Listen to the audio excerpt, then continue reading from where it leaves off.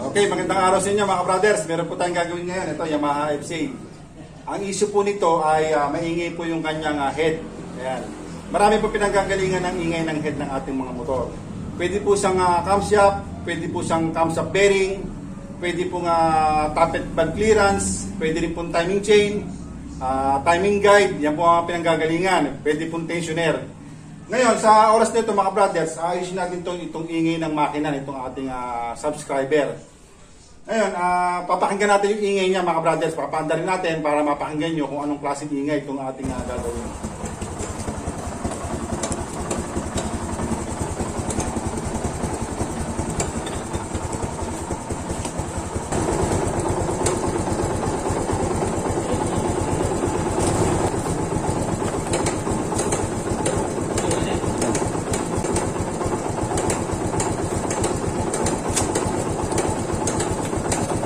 Yan mga brothers, yan po yung ingay ng kanyang head.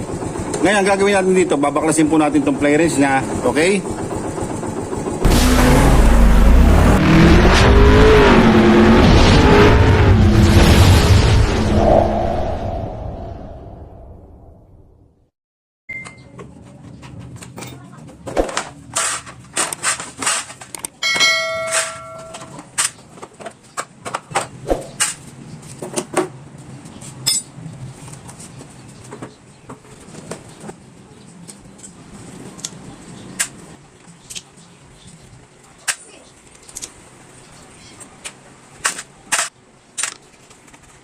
Okay mga brothers, ang gagawin natin ngayon, check natin yung kanyang timing chain. Una muna mga brothers.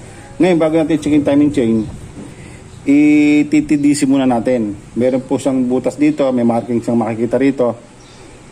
Para po ma-check natin yung kanyang timing chain kung may problema na. Malalaman natin na may problema ang timing chain pagka tinanggal natin itong tensioner. Pagka ito po hindi nagkaroon ng clearance o lumubog siya ng sagad, ibig sabihin yung kanyang timing chain ang may problema.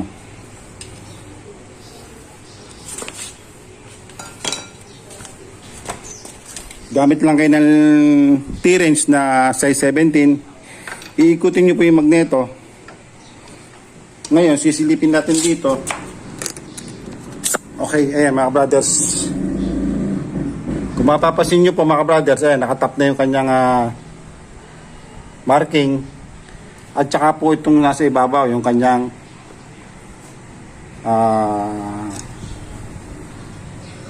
yung kanyang camshaft sprocket. May marking sa taas at saka sa loob. Ayun. Okay? Okay, naset na natin sa TDC mga brothers. May marking sa camshaft sprocket. Doon sa likod ng camshaft sprocket may marking at saka po dito sa baba. Dito sila may magneto. Na-set na natin. Ngayon, babaklasin natin itong kanyang tensioner para malaman natin kung ang problema niya ay timing chain.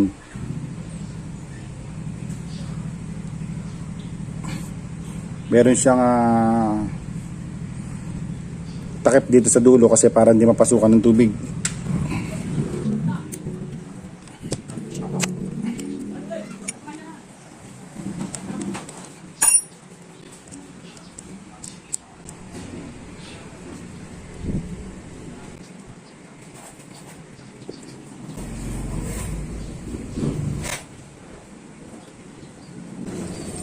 Yung kanyang timing chain mga brothers, low na.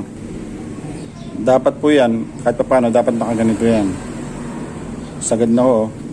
Konting-konti lang, aangat pa to. Papalitan natin ang timing chain mga brothers. Babaklasin natin to. Tsaka itong magneto. Okay, tanggalin natin itong kanyang magneto. Gamit tayong D7.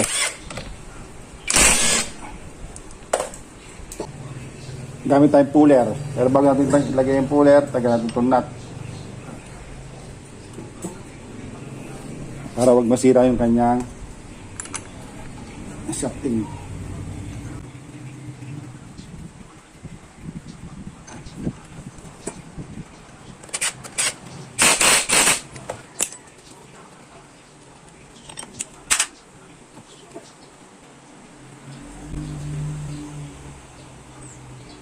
Uma.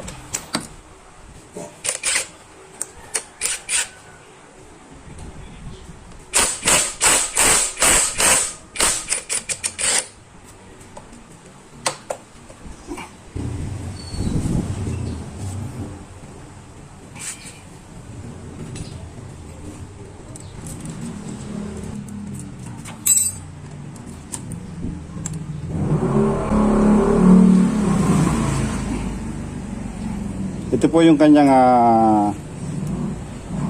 camshaft sprocket, kasama po yung kanyang cam weight. Ayan.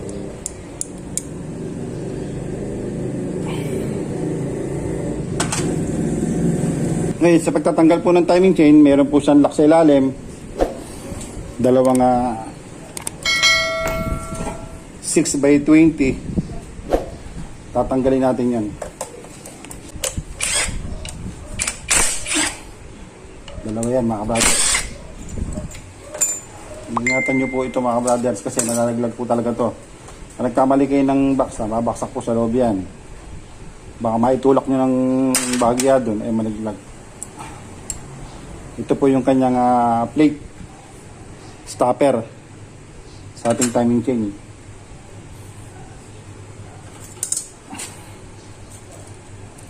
Ngayon, ito yung ating timing chain. Igutin nyo lang, biglayin nyo lang na gano'n mga brothers. Okay, papalitan natin to. Napakarami binabaklas pagka ito ang nagkaroon ng problema. Okay mga brothers, ito yung luma niyang timing chain. Palitan natin ng bago. Ano. Ngayon, paglalagay nito, ay nako, nagkabul-bul pa. Ayaw pa yata palagay. Yan.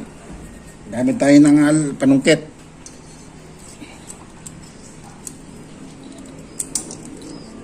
Ilayin natin sa ilalim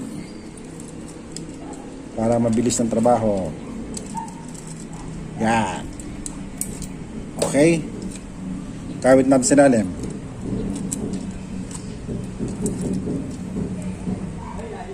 Ngayon, yung kanyang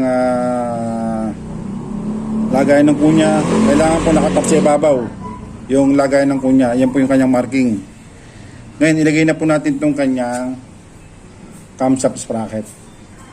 May marking din siya mga brothers, ayun, kung mapapansin nyo. Nakatap po dito, may marking po sa ibabaw yan. Pasok natin.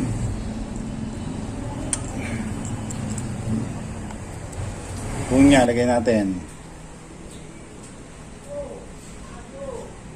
Yung washer.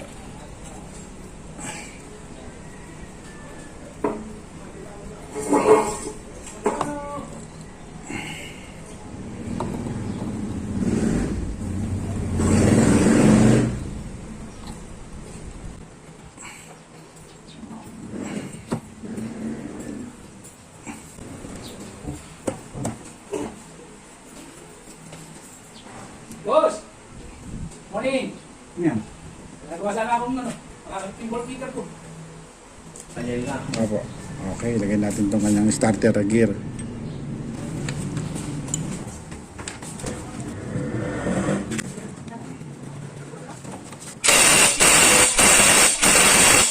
Ay, kaya bayan-bayan po daanan.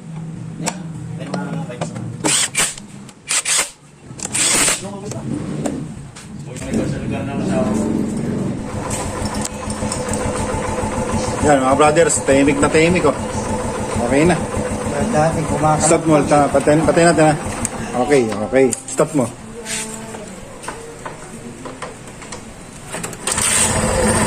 Yan. Tahimik oh. Okay. Hindi ka umalampag. Sige.